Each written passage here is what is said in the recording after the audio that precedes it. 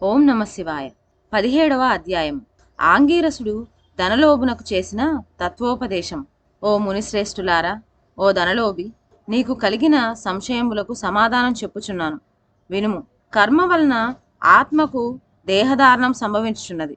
కావున శరీరోత్పత్తికి కర్మ కారణమగుచున్నది. శరీర ధారణము వలననే ఆత్మ కర్మను చేయును కనుక కర్మ చేయుటకు శరీరమే కారణమగుచున్నది. స్థూల సూక్ష్మ శరీర సంబంధం వలన ఆత్మకు కర్మ సంబంధం కలుగునని తొలి పరమేశ్వరుడు పార్వతీదేవికి వివరించను. దాన్ని మీకు నేను వివరించున్నాను. ఆత్మ అనగా ఈ శరీరమున అహం కారణముగా ఆవరించి వ్యవహరించున్నది అని ఆంగిరసుడు చెప్పగా, ఓ మునీంద్ర, నేనింతవరకు ఈ దేహమే ఆత్మయని భావించుచుంటిని కనుక ఇంకనూ వివరముగా చెప్పబడిన వ్యాఖ్యార్థ జ్ఞానమునకు పాదార్థ జ్ఞానము కారణమగుచుండును. కాన అహం బ్రహ్మ ఎను వ్యాఖ్యార్థమును గురించి నాకు తెలియజేయండి అని ధనలోభుడు కోరెను. అప్పుడు ధనలోభునితో అంగీరసుడు ఇట్లనియే, ఈ దేహము అంతఃకరణ వృత్తికి సాక్షి అయి నేను నాది అని చెప్పబడు జీవితమై అహం అను శబ్దము సర్వాంతర్యామి అయి సచ్చిదానంద రూపమైన పరమాత్మ నహం అను శబ్దము ఆత్మకు ఘటాదుల వలె శరీరముకు లేదు. ఆ ఆత్మ సచ్చిదానంద స్వరూపము బుద్ధి సాక్షి జ్ఞానరూపి శరీరేంద్రియములు మొదలగునవి వ్యాపారమునందు ప్రవర్తింపజేసి వానికంటే వేరుగా ఉన్నదై ఎల్లప్పుడూ నొకే రీతిని ప్రకాశించు ఉండునదై ఆత్మ ఎనబడను.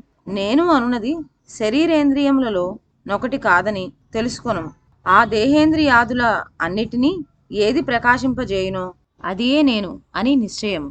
అందుచేత అస్థిరములకు శరీరేంద్రియాలు కూడా నామరూపంబుతో నుండి నశించినవియే గాక ఇట్టి దేహమునకు జాగ్రత్ స్వప్న సుషుప్త వ్యస్తుల స్థూల సూక్ష్మకార శరీరంబులను మూడిటి యందును నేను నాది అని వ్యవహరించేది ఆత్మయే అని గ్రహించుకొను. ఇనుము సూదంటి రాయిని అంటి పెట్టుకొని తిరుగునట్లు శరీర ఇంద్రియాలు దేన్ని ఆశ్రయించి తిరుగుచుండునో అదే ఆత్మ. అట్లే అవి ఆత్మ వలన తమ పనిని చేయును. నిద్రలో శరీరేంద్రియాలు సంబంధం లేక గాఢ నిద్రపోయి మేల్కొన్న తర్వాత నేను సుఖనిద్రపోతిని, సుఖంగా ఉంది అనుకునిదియే ఆత్మ.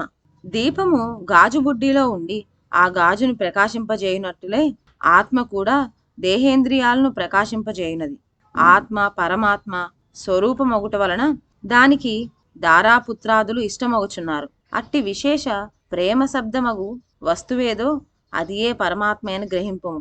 తత్వమసి మొదలైన వ్యాఖ్యములందలి త్వం అను పదమునకు కించిత్ జ్ఞాత్యాది విశిష్టమందు జీవితమే అని అర్థం. తత్ అను పదమునకు సర్వాజ్ఞ దిగుణాత్మ విశిష్టమైన సచ్చిదానంద స్వరూపమని అర్థము.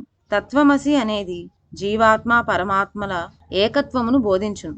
ఈ రీతిగా సర్వాజ్ఞాత్వాది ధర్మములను వదిలివేయగా సచ్చిదానంద రూపం ఒకటి అయి నిలుచును.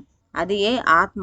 దేహ లక్షణము ఉండుట, జన్మించుట, పెరుగుట, క్షీణించుట, చచ్చుట మొదలగు 6 భాగములు శరీరానికే గాని ఆత్మకు లేవు. జ్ఞానాంద స్వరూపమై పూర్ణత్వం గలది వేదములలో దేనికి సర్వజ్ఞత్వము ఉపదేశము సంపూర్ణత్వము నిరూపించబడి ఉన్నదో అదే ఆత్మ.